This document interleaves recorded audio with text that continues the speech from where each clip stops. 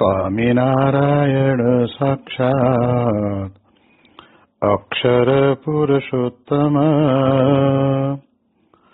સર્વેભ્ય પરમં શાંતિ આનંદમ સુખમર્પયેત. શ્રી સ્વામિનારાયણ ભગવાનની જય. શ્રી અક્ષર પુરુષોત્તમ મહારાજની જય. શ્રી ગુણાતીતાનંદ સ્વામી મહારાજની જય. શ્રી પ્રમુખ સ્વામી મહારાજની જય. શ્રી મહંત સ્વામી મહારાજની જય. પ્રગટ ગુરુ હરિ પરમ પૂજ્ય મહંત સ્વામી મહારાજની આજ્ઞા અને આશીર્વાદથી આપણે બધાએ નિત્ય પ્રાતઃ કથાનો લાભ લઈ રહ્યા છીએ. આજે આપણા માટે જુલાઈ મહિનાની 9મી તારીખ અને મંગળવારનો માંગલિક દિવસ છે અને 1302મી સભા થાય છે. અને કહત હૈ સહજાનંદ એ વિષય ઉપર 953મો દિવસ થાય છે. ભગવાન સ્વામિનારાયણ ગઢડા પ્રથમ પ્રકરણના 60ના વચનામૃતની અંદર સદગુરુ મુક્તાનંદ સ્વામીએ પૂછેલા પ્રશ્નના ઉત્તરની અંદર મહારાજ 3 વાત બતાવે છે. એક તો આત્મનિષ્ઠાની દ્રઢતા જોઈએ, બીજું પંચ વિષયનું તુચ્છપણું જાણવું જોઈએ અને ત્રીજું ભગવાનનું અતિશય મહાત્મા જાણવું જોઈએ. એટલે મહારાજ આપણને 3જા નંબરની અંદર એટલે એમ સમજાવે છે કે જો આપણને ભગવાનનો મહિમા સમજાણો હોય તો જ આપણને જગતના વિષય તરફ તુચ્છપણું થશે અને તો જ આપણને આત્મનિષ્ઠા પણ દ્રઢ થશે. પણ ભગવાનનો મહિમા નથી સમજાયો તો ભલે ને કદાચ આત્મનિષ્ઠાની દ્રઢતા હોય અને પંચ વિષયને વિશે તુચ્છપણું થયું હોય પણ ભગવાનને વિશે પ્રીતિ ન થાય અથવા તો એનો મહિમા ન સમજાય તો અધૂરું કહેવાય. જેમ આપણે જાણીએ છીએ કે દૂધપાક ગળ્યો કેમ લાગે, તો આપણે જાણીએ છીએ કે દૂધની અંદર ચોખા નાખી અને સરસ મજાના તૈયાર થઈ જાય અને દૂધ પણ ઘણું ઘાટું થઈ જાય, પણ એની અંદર જ્યાં સુધી સાકર કહેતા ખાંડ મળતી નથી ત્યાં સુધી દૂધપાક ગળ્યો થતો નથી. એમ આપણા જીવનની અંદર પણ આ સાધના તો આપણે કદાચ કરીએ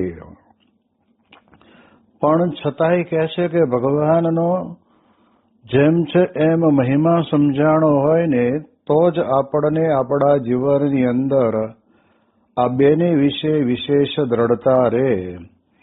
એટલે મહારાજનો ભગવાનનો મહિમા સમજવાની અંદર આપણને એક વાત તો બરાબર સમજાવે છે કે ભગવાન પોતે સ્વયં પુરુષોત્તમ નારાયણ એ ગૌલોક વૈકુંઠ અને બ્રહ્મમોલ આદિક સર્વ જે ધામ છે ધામના પતિ છે. એવું જ્યારે સમજાય ત્યારે ભગવાનના ધામને પામીને પછી તુચ્છ વિષયના સુખમાં શા માટે પ્રીતિ રાખવું એવો વિચાર ઉદ્ભવે. કારણ કે મહિમા એ અતિ મહત્વની બાબત છે.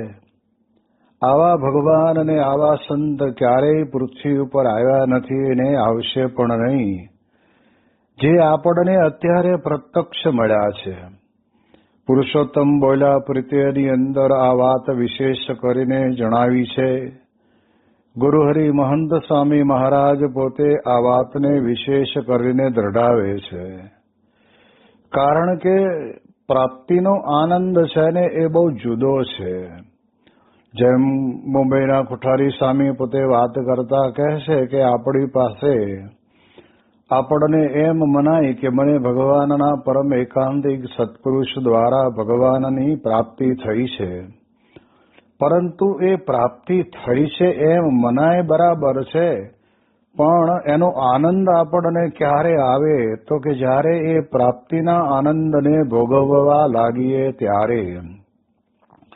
જેમ આપણે જાણીએ છીએ કે શેરડીનો એક સાઠો આપણે જોયો અને એની જોઈને આપણે નક્કી કરી લીધું કે આમાં ગળપણ છે, પણ જીવનની અંદર એમાંથી નીકળીને કાઢેલો રસ અને એને જ્યારે આપણે પીએ ને ત્યારે આપણને આનંદ કાંઈક જુદો આવે છે. એમ આપણા જીવનની અંદર પણ ભગવાનનું અતિશય મહાત્મ્ય સમજવાનું છે. અતિશયની અંદર આપણે થોડોક વિચાર એ પણ આપણે કરીએ કે આપણા જીવનની અંદર સ્વામિનારાયણ ભગવાન અને તેમના દ્વારા પ્રગટ રહે છે એવા અક્ષર બ્રહ્મ સત્પુરુષના અનંત પ્રકારના અસાધારણ ઐશ્વર્ય, સામર્થ્ય, અનંત કલ્યાણકારી દિવ્ય ગુણો અને અનંત દિવ્ય સુખ વગેરે વિવિધ પ્રકારનો મહિમાનો વિચાર કરવો. કારણ કે ભગવાન તો આ પૃથ્વી પર વધાર્યા છે, પણ ભગવાન હવે આવા પરમ એકાંતિક સત્પુરુષ દ્વારા પૃથ્વી ઉપર પ્રગટ છે. એટલે એવા જે ભગવાન મને પ્રાપ્ત થયા છે, એટલે મારે હવે લોક જગતના સુખ કે લોક જગતની અંદર રહેલા પંચ વિષય એ તુચ્છ છે એમ આપણને જણાણું છે, તો એને વિશે આપણને ક્યારેય પ્રીતિ થશે નહીં અને ભગવાનને વિશે પ્રીતિ થાય. જેમ ભાગવતના 5મા સ્કંદની અંદર ભગવાન ઋષભદેવજી પોતાના 100 દીકરાઓને બ્રહ્માવર્ત નામના દેશને વિશે લઈ જઈને પોતે જ્ઞાન આપીને વાત કરતા કહે છે કે હે દીકરાઓ, આપણને આજે મનુષ્યનું શરીર પ્રાપ્ત થયું છે એ વિષય ભોગવવા માટે નહીં. વિષય તો વિષ્ટાના ખાનારા ભૂંડ પણ ભોગવે છે, તો એમાં અને આપણામાં શો ફેર? આ વાત પણ આપણે બહુ જ વિચારવા જેવી છે કે જ્યારે ભગવાનની આપણને પ્રાપ્તિ થઈ છે ત્યારે તે વખતે આવા તુચ્છ પંચ વિષયની અંદર લેશ માત્ર લોભાવું નહીં. આજે આપણે નાના નાના બાળકો જ્યારે એના વાલી પોતે લઈને આવે ને અને ત્યારે તે વખતે એ બાળકને આપણે કદાચ તે વખતમાં ભગવાનની મૂર્તિનો ફોટો આપણે આપીએ, કહેતા કે એ પ્રિન્ટિંગ પ્રેસની અંદર છાપેલી અક્ષર પુરુષોત્તમ મહારાજ અને ગુરુ હરિની મૂર્તિ આપણે આપીએ તો કઈ બહુ એને એટલો બધો અંતરની અંદર આનંદ નહીં થાય. પરંતુ કહેવાય છે કે સંતો જ્યારે તે વખતે એને કાં તો મગજની લાડુડી આપે અને કાં તો ચોકલેટ આપે તો સંત સ્વામીના શબ્દોની અંદર કહીએ તો એટલો બધો રાજી થઈ જાય ને કાંખલી કૂટવા માંડે. કારણ કે બાળ સહજ સ્વભાવ છે, એટલે એને ખબર નથી કે આ અક્ષર અને પુરુષોત્તમ અને ગુરુહરિ મહંત સ્વામી મહારાજની મૂર્તિ એ મારા ઘરની અંદર રહેશે, હું જ્યાં સૂઈ જાઉં છું ત્યાં રહેશે. તો આ ભગવાન અને આ સંત મારા અનંત જન્મના જે કંઈ નાના મોટા કર્મો છે, પાપ છે, એ બાળીને ભસ્મ કરી નાખશે. એટલે એ દ્રષ્ટિ વડે કરીને આમ આવો વિચાર સ્વામી કે બાળક બુદ્ધિના કારણે કરીને એને આવે નહીં. એને તો ક્ષણ માત્રનું સુખ છે, એમાં જ એને આનંદ બનાવ્યું છે. અને આજે વિશ્વભરની અંદર દરેક વ્યક્તિ પોતે પોતાના જીવનની અંદર જેને જેમાં રસ પડ્યો છે એવા 5 વિષયમાંથી કોઈ પણ એક વિષયને વિશે તો અતિશય આસક્ત બનીને વિષયને ભોગવતો હોય છે. અને એટલે જ એ બધા જ પંચ વિષય છે એ ભગવાનની મૂર્તિ આગળ, ભગવાનના સંબંધ પાસે, ભગવાનનો મહિમા સમજીએ એની સમક્ષ તો તુચ્છમાં અતિ તુચ્છ છે. હવે એ જ્ઞાન ક્યારે થાય? તો સ્વામી કહે છે કે આપણે વિચાર કરીએ કે એ બાળક જ્યારે સંતની પાસે આવે છે ત્યારે બાળકને ભલે પ્રસાદ આપે તો એના કારણે કરીને બાળકનો પિતા પણ અતિ રાજી થાય કે સ્વામી કેટલા જબરજસ્ત દયાળુ છે કે હું જ્યારે જ્યારે મારા દીકરાને લઈને આવું છું ત્યારે એ જરૂર કાં તો મગજની લાડુડી આપે અને કાં તો ચોકલેટ આપે છે. એટલે એ સ્વામીનો એક લાડુડી આપે ને ચોકલેટ આપે એનો મહિમા સમજે. એમ સ્વામી કે આ સંસારની અંદર દરેક વ્યક્તિને પોતાના જીવનની અંદર ભગવાને જે કંઈ આપ્યું છે એ લાડુડીને ચોકલેટ જેવું જ આપ્યું છે. એ કંઈ લાંબો ટાઈમ ટકે નહીં. પણ માણસ માત્ર પોતાના જીવનની અંદર આવા ક્ષણિક સુખને કારણે કરીને એ રાજી થઈ જતો હોય છે. એટલે એટલા માટે થઈને મહારાજ આપણને અહીંયા સમજાવે છે કે જો ભગવાનનો મહિમા બરાબર સમજાઈ ગયો હોય તો પછી આપણને કોઈ જાતનો વાંધો આવે નહીં. એમના કાર્ય ઉપરથી આપણને અતિ અંતરની અંદર વાત સમજાય એવી છે. જ્યારે આપણે જાણીએ છીએ કે બ્રહ્મ સ્વરૂપ શાસ્ત્રીજી મહારાજ પોતે ભગતજી મહારાજ થકી અક્ષર અને પુરુષોત્તમનું શુદ્ધ સનાતન જ્ઞાન સમજ્યા. અને સમજ્યા એટલે એમને કેટલો બધો અંતરની અંદર આનંદ હતો. અને એ આનંદની અંદર પણ પોતે એમના ગુરુ વિજ્ઞાનાનંદ સ્વામીને કહી દીધું કે સ્વામી જ્ઞાન સાચું? તો કે યજ્ઞ પુરુષદાસ સાચું તો છે, પણ આપણે બોલવું નહીં, આપણે બહુ કંઈ એનો પ્રચાર કરવો નહીં. કારણ શું? તો કહે છે કે અત્યારે હજુ મહારાજને જેમ છે તેમ પુરુષોત્તમ સમજવામાં ઘણાને તકલીફ પડી છે. તો પછી અક્ષર બ્રહ્મની તો વાત જુદી જ રહી અને આપણો વિરોધ થાય. એટલે ત્યારે શાસ્ત્રીજી મહારાજે કહ્યું કે વિરોધ ભલે ગમે તેટલો થવાનો હોય તો થાય, પણ અક્ષર બ્રહ્મ ગુણાતીત સ્વરૂપ એવા બ્રહ્મ સ્વરૂપ ભગતજી મહારાજ દ્વારા એમણે આ વાતને બરાબર સાચી માની લીધી. અને આ તો ચરોતરના પટેલ હતા એટલે કઈ તરત જ એમ કઈ સ્વીકારી લે એમ નહીં, પણ એમણે ગઢડા છે, જુનાગઢ છે, જુદા જુદા મંદિરોની અંદર ગયા. ત્યાંના હરિભક્તો, તે વખતના સમકાલીન સંતો બધાને મળ્યા ને અને ત્યાંથી પણ એક જ વાત આવી કે હા, અહીંયા જુનાગઢની અંદર ગુણાતીતાનંદ સ્વામી એટલે મૂળ અક્ષર મૂર્તિ ગુણાતીતાનંદ સ્વામી જ કહેવાતું. અને અત્યારે પણ આજના દિવસે એ જ જુનાગઢ મંદિરના સભા મંડપની અંદર આપણે જાણીએ એમ મહારાજની અને ગુણાતીતાનંદ સ્વામીની મૂર્તિ પધરાવેલી છે. અને એક બાજુ ગોપાળાનંદ સ્વામી છે.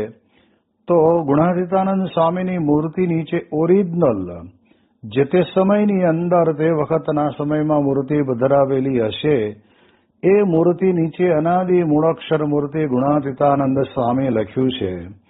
અને આ બાજુ ગોપાળાનંદ સ્વામીની નીચે લખ્યું છે યોગવીર ગોપાળાનંદ સ્વામી. તો કહેવાનો અર્થ એમ કે પહેલેથી જ આ વાત બધી ચાલી આવતી હતી. અને એ વખતના સમયની અંદર માલજી સ્વામી આદિ જે હરિભક્તો એ બધાને મળીને જીવનની અંદર દ્રઢ કરી લીધું. ભગવાનનો અને ભગવાનના ભક્તનો મહિમા નહીં સમજાય ત્યાં સુધી સ્વામી કહે છે કે આપણે 100 જન્મ લેવા પડે એટલી કસર આપણામાં પડી હોય, પણ મહારાજ પોતે વચનામૃતની અંદર આપણને એટલો અદ્ભુત સરળ માર્ગ આપે છે. જે વરતાલના 5ના વચનામૃતની અંદર મહારાજ પોતે બોલ્યા કે જેવી તમે અમારી સેવા કરો છો, 5 રૂપિયા 10 રૂપિયા ખર્ચીને સેવા કરો છો, એવી રીતે સરખી સેવા અમારા ઉત્તમ ભક્તની અમારી સાથે કરો ને તો તમારી 100 જન્મની કસર આના જન્મે ટળી જાય. આવી અદ્ભુત વાત મહારાજ પોતે વચનામૃતની અંદર કરે છે. અને હજારો હરિભક્તો તે વખતના સમયની અંદર તો વિરોધનું જ કામ કરતું, પણ છતાંય શાસ્ત્રીજી મહારાજની આ મહારાજ પ્રત્યેની અને અક્ષર બ્રહ્મ ગુણાતીતાનંદ સ્વામી અક્ષર બ્રહ્મ છે એ પ્રત્યેની મહિમાનો અંતરની અંદર ઊંડે ઊંડો લોહીના રગે રગની અંદર, શરીરના રગે રગની અંદર, લોહીના કણે કણની અંદર પડેલો હતો. અને એના કારણે કરીને ઘણા બધા મોટા મોટા તે વખતના સમયની અંદર વડતાલ સંસ્થાની અંદર જુદી જુદી જગ્યાએ કોઠારી પદ તરીકે કોઠારી પદું ભોગવતા હતા. એ બધા જ પડ્યું મૂકીને બ્રહ્મ સ્વરૂપ શાસ્ત્રીજી મહારાજની જોડે આવી અને સેવામાં લાગી ગયા. ત્યારે આપણને ખબર પડે, આ બાજુ આપણે જાણીએ કે ભાવનગરની અંદર કુબેરભાઈ બહુ જ્ઞાની પુરુષ સદગુરુ સંત સ્વામી કહેતા કે વચનામૃતનું અદ્ભુત જ્ઞાન એમને હતું. અને એટલે એમણે પોતે વિચાર કર્યો કે સારંગપુરમાં એક હનુમાનજીનું મંદિર છે, બાજુમાં ગઢડાની અંદર ગોપીનાથજી મહારાજનું મંદિર છે, અને વળી અહીંયા કાઠિયાવાડમાં આ સારંગપુરની અંદર બીજું મંદિર કરે છે. તો શાસ્ત્રીજી મહારાજને મળવું જોઈએ કે તમે શા માટે આ બીજું મંદિર કરો છો. એવા એક હેતુસર એ કુબેરભાઈ પોતે ત્યાં આવ્યા હશે અને એમનો તે વખતનો ડ્રેસ બહુ અદ્ભુત, લાંબી ધોતી પહેરવાની, લાંબો કોટ પહેરવાનો, સફેદ પાઘડી બાંધવાની અને હાથની અંદર સરસ મજાની લાકડી ઉપર ચાંદી મઢેલી હોય એવી લાકડી લઈને નીકળતા. અને જ્યાં નીકળે ને ત્યારે ગઢડાના મંદિરની અંદર સંતોને ખબર પડે કે કુબેરભાઈ આવ્યા છે તો બધા જ સભા મંડપની અંદર ટપોટપ બેસી જતા. એ પોતે એવા જબરજસ્ત પ્રભાવશાળી હતા. અને ત્યાં સારંગપુરની અંદર આવ્યા ત્યારે સંતોને પૂછ્યું કે મારે શાસ્ત્રીજી મહારાજને મળવું છે. અને ત્યારે તે સંતોએ કહ્યું કે શાસ્ત્રીજી મહારાજ તો અત્યારે ગુજરાતમાં છે, પણ અહીંયા મારા એક વડીલ સંત છે, એમને મળો. અને જઈને મળ્યા અને મળીને પછી પોતે પોતાની વાત મૂકી કે તમે શા માટે આ બીજું મંદિર કરો છો.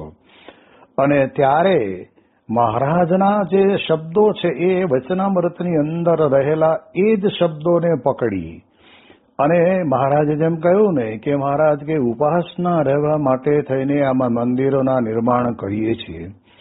તો એ ઉપાસના એટલે શું? તો ગરડા પ્રથમ પ્રકરણના 5ના વચનામૃતની અંદર મહારાજ પોતે કહે છે કે રાધિકાએ સહિત એવા જ શ્રી કૃષ્ણ ભગવાન તેનું ધ્યાન કરવું. આનો અર્થ કુબેરભાઈને સમજાવતા કહે છે કે કુબેરભાઈ, મહારાજને આપણે તો બધા ભગવાન માનીએ છીએ, તો આપણે ભગવાન સ્વામિનારાયણનું ધ્યાન કરવાનું અને કરીએ છીએ, પણ કહે છે કે એમના ઉત્તમ ભક્તની સાથે જો ધ્યાન કરીએ ને તો કહે છે કે એ સાચું ધ્યાન થાય. એટલે એવી રીતે ગરડા પ્રથમનું 5, પછી ગરડા પ્રથમનું 21, પછી આ પ્રમાણે કહેવાય છે કે ગરડા મધ્યનું 21 અને વરતાલનું 5, આ બધા વચનામૃતોના આધારે અક્ષર બ્રહ્મ અને પૂર્ણ પુરુષોત્તમનો મહિમા સમજાયો. અને ત્યારે અમને અંતરની અંદર થયું કે શાસ્ત્રી યજ્ઞ પુરુષ દાસ પોતે બોચાસણની અંદર મંદિર કર્યું એ તો બરાબર છે, પણ અહીંયા કાઠિયાવાડમાં પણ કરે છે એ પણ એકદમ બરાબર છે. પછી તો શાસ્ત્રીજી મહારાજને મળ્યા અને આ વાતને વિશેષ દ્રઢ કરી અને સંપ્રદાયની અંદર જોડાઈ ગયા. શાસ્ત્રીજી મહારાજને એમણે પોતે પોતાના જીવનની અંદર ગુરુ કરી દીધા. એટલે એ દ્રષ્ટિથી આપણે વિચાર કરીએ તો આપણને ખ્યાલ આવે કે આવા ગુણાતીત સંતના યોગની અંદર આવ્યા પછી જેમ છે એમ મહિમા સમજાણો. એટલે ભગવાનનો મહિમા સમજવા માટે ભગવાનનું અખંડ અનુસંધાન જેના અંતરની અંદર છે, જેમને ભગવાનનો આવો અખંડ મહિમા સમજાયો છે, એવા જે સત્પુરુષ આપણને મળે અને ત્યારે જ કહે છે કે જીવનની અંદર આપણને જેમ છે તેમ ભગવાનનો વિશેષ મહિમા સમજાશે. અને એમાંય અક્ષરધામમાં તો દરેકને જવું છે. સદગુરુ સંત સ્વામી કહેતા કે અક્ષરના વાસી વાલો આવ્યા અવની પર, નવખંડ ધરતીમાં સ્થાપી સતરાયા ચાલે રાજ, અક્ષરના વાસી વાલો આવ્યા અવની પર. આપણે બધા બોલીએ તો છીએ પણ એ અક્ષરને માનવું નથી. હવે જે ધામને વિશે જાવું છે એ ધામને આપણે ન માનીએ તો પછી આપણે કેવી રીતે એ અક્ષર બ્રહ્મને ન સ્વીકારીએ, એ અક્ષર બ્રહ્મની મહારાજના જેવી સરખી સેવા ન કરીએ તો પછી એ અક્ષરધામના અધિકારી કેવી રીતે બનાશે? એટલા માટે થઈને બહુ જ ઊંડો વિચાર કરવો પડે. અને મહારાજે તો આપણને કહી જ દીધું છે કે 100 જન્મની કસર ટાળવી હોય તો આના જન્મે ટાળવી હોય તો ઉત્તમ ભક્તની સરખી સેવા. અને એકલા મહારાજને આપણે પધરાવીએ તો કંઈ ખોટું તો નથી જ, પરંતુ કહે છે કે જેમ કૃષ્ણ ભગવાનની એકલી મૂર્તિ હોય તો પણ મહારાજે શિક્ષાપત્રીમાં પણ કહ્યું કે એકલા હોય તો પણ આપણે એમ માનવું કે એમના ડાબી બાજુની અંદર રાધા પણ ઊભા છે, એવા એમના ઉત્તમ ભક્ત સાથે હું દર્શન કરું છું. એટલે એનો અર્થ એ થાય કે મહારાજ જ્યાં બિરાજમાન છે ત્યાં એમની બાજુમાં એમના ઉત્તમ ભક્તો સમગ્ર વિશ્વની અંદર રાધે કૃષ્ણ ભજન થાય છે. અને જ્યાં રાધા કૃષ્ણનું મંદિર હોય ત્યાં રાધે કૃષ્ણ જ પધરાયા હોય છે. એમ અક્ષર અને પુરુષોત્તમ કહેતા કે સ્વામી અને નારાયણનું મંદિર હોય તો એ મંદિરને વિશે પણ આપણે જાણીએ એ પ્રમાણે સાક્ષાત અક્ષર બ્રહ્મ અને એનાથી પર એવા જે પરબ્રહ્મ, જેનાથી પર બીજું કોઈ છે જ નહીં. અક્ષરાત પરતર પરહ, કે અક્ષરથી પર જે કંઈ છે એ પુરુષોત્તમ નારાયણ પોતે જ છે. અને એ ભગવાન સ્વામિનારાયણની સાથે આવી પ્રકારે ઉત્તમ ભક્તિ આપણે કરીએ તો કહે છે કે આપણને ખરેખર ભગવાનનો જેવો છે એવો મહિમા સમજાણો. જેમ મહારાજા વચનામૃતની અંદર કહે છે કે બ્રહ્મમોલ આદિક ધામના પતિ છે. તો બ્રહ્મમોલ એટલે જ્યાં અક્ષર બ્રહ્મ, અક્ષરધામ સ્વયં, જેનું વર્ણન મહારાજે પોતે પોતાના મુખે કરેલા આજ મારે ઓરડેના 4 પદની અંદર કહે છે કે મારું ધામ છે રે અક્ષર અમૃત જેનું નામ. હવે આટલી વાત તો મહારાજ પોતે કહે છે અને પછી પ્રેમાનંદ સ્વામી પોતે લખે છે. એમના આમ તો લખાયું નથી. તો મહારાજે પોતે આપણને આ પ્રમાણે પોતાના ધામનું વર્ણન કર્યું છે. તો એવું જે અક્ષરધામ, અને એ ધામને પામીને પાછો ક્યારેય કોઈ પડતો નથી, એવું નિષ્કુળાનંદ સ્વામીએ પોતે જેને કહેવાય 64 પદી જેવા એમના લખેલા એ કાવ્યોની અંદર પણ લખ્યું છે કે જે ધામને પામીને પાછું પડવાનું નથી. અને એનાથી આગળ પણ આપણને કૃષ્ણ ભગવાન પણ અર્જુનને એ ધામનું વર્ણન કરતા કહે છે કે ન તદ ભાષયતે સૂર્યો ન શશાંકો ન પાવક યદગત્વા ન નિવર્તન્તે તદ્ધામ પરમમ મમ. તો અહીંયા આગળ આપણે સમજીએ કે જે ધામને પામ્યા પછી પાછું પડવાનું નથી, જ્યાં સૂર્ય અને ચંદ્રની ગતિ નથી, એવું બ્રહ્મમહોલ, બ્રહ્મધામ જેને કહેવાય, એ આપણને સાક્ષાત મળ્યું છે. એનો જે મહિમા સમજાય ને તો પછી સ્વામી કહે છે કે તુચ્છ પદાર્થને વિશે ક્યાંય એને પ્રીતિ રહે નહીં. અને આજે ગુરુહરિ પ્રમુખ સ્વામી મહારાજ અને ગુરુહરિ મહંત સ્વામી મહારાજના યોગની અંદર આવનારા આજના સમયની અંદર કેટલું જબરજસ્ત પોતાની લાઈફની અંદર એજ્યુકેશન પ્રાપ્ત કર્યું, ભણતર બરાબર ભણ્યા અને કારકિર્દી જબરજસ્ત બનાવી.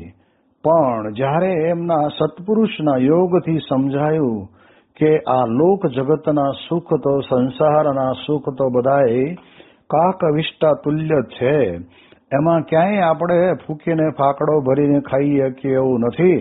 માટે ખરેખર વાસ્તવિક એવા યુવાનો પણ આજે બધું ત્યાગ કરીને મહારાજને શરણે આવીને બેસે છે.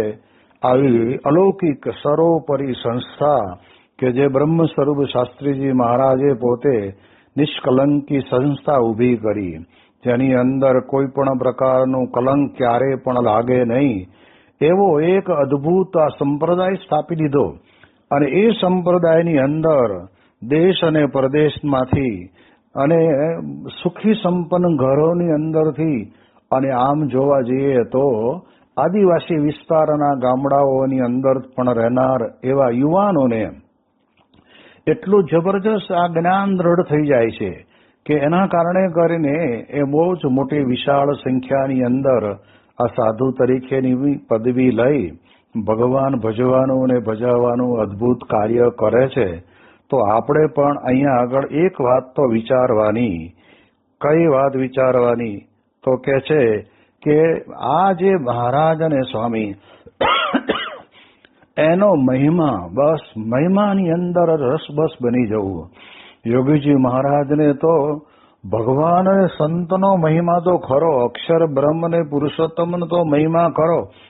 એ મહિમાની સાથે સાથે અક્ષર અને પુરુષોત્તમની ઉપાસના કરનારા સામાન્ય નાના નાના ગરીબ ઘરના હરિભક્તો હોય ને એનો પણ એટલો બધો મહિમા. તો સ્વામી બોલે, સ્વામી કે આ સત્સંગની અંદર થાથા થાબડા જેવું હોય, કાંઈ ન આવડતું હોય તો પણ કહે છે કે મને ક્યારેય એનો અવગુણ આવે નહીં, એનો મહિમા સમજું. ત્યારે આપણને ખ્યાલ આવે કે ખરેખર ભગવાનના મહિમા જેવી કોઈ બીજી કોઈ વાત નથી. અને ભગવાન અને ભગવાનના ભક્તનો, સંતોનો, આ સંપ્રદાયની અંદર આવેલા નાના મોટા દરેકનો જો આપણે મહિમા સમજીએ તો આપણને કેટલો જબરદસ્ત અંતરની અંદર આનંદ આવે.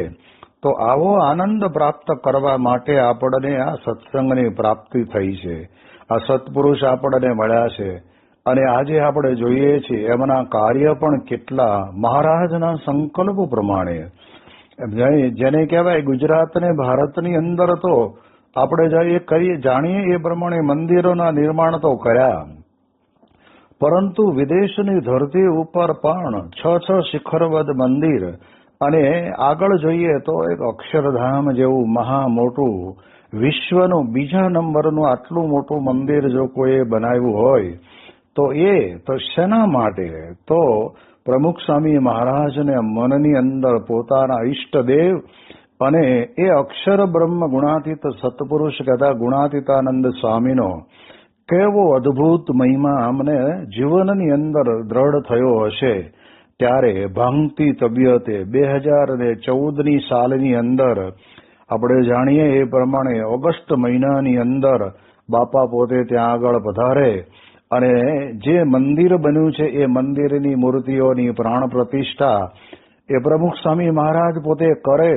અને જે અક્ષરધામનું સર્જન થયું છે એ અક્ષરધામના સર્જનના પાયાની અંદર જે નિધિકુંભ પધરાવાનું ભગીરથ કાર્ય પણ પ્રમુખ સ્વામી મહારાજે પોતે તે વખતના સમયની અંદર કર્યું. ત્યારે એમને કેટલો બધો અંતરની અંદર પોતાના ઈષ્ટદેવનો મહિમા, આવો મહિમા આપણે નિરંતર સમજતા રહેવાનું છે. કારણ કે જો મહિમા સમજાશે ને તો આપણને પ્રાપ્તિનો આનંદ આવશે. પણ સ્વામી કે સુનમુન આપણે બેસી રહેશું તો એનાથી કંઈ આપણને જીવનની અંદર પ્રાપ્તિનો આનંદ નહીં આવે.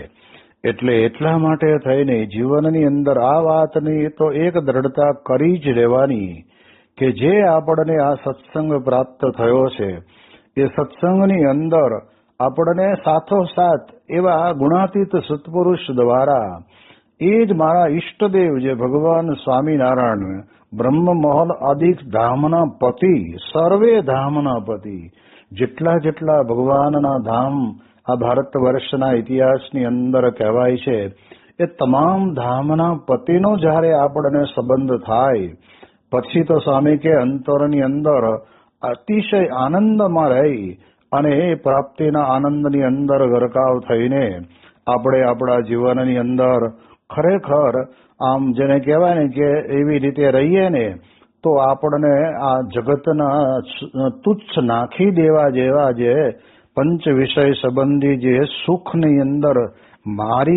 શા માટે મારી મને પ્રીતિ થાય અને શા માટે પ્રીતિ રાખું એવું અંતરની અંદર બરાબર દ્રઢ થઈ જાય તો મહારાજ પોતે ખરેખર આપણને આ 3 વાત કરે છે. આત્મનિષ્ઠા અને સાથે સાથે આપણને કહે છે કે પંચ વિષયનું અતિશય તુચ્છપણું અને ભગવાનનું અતિશય મહાત્મા.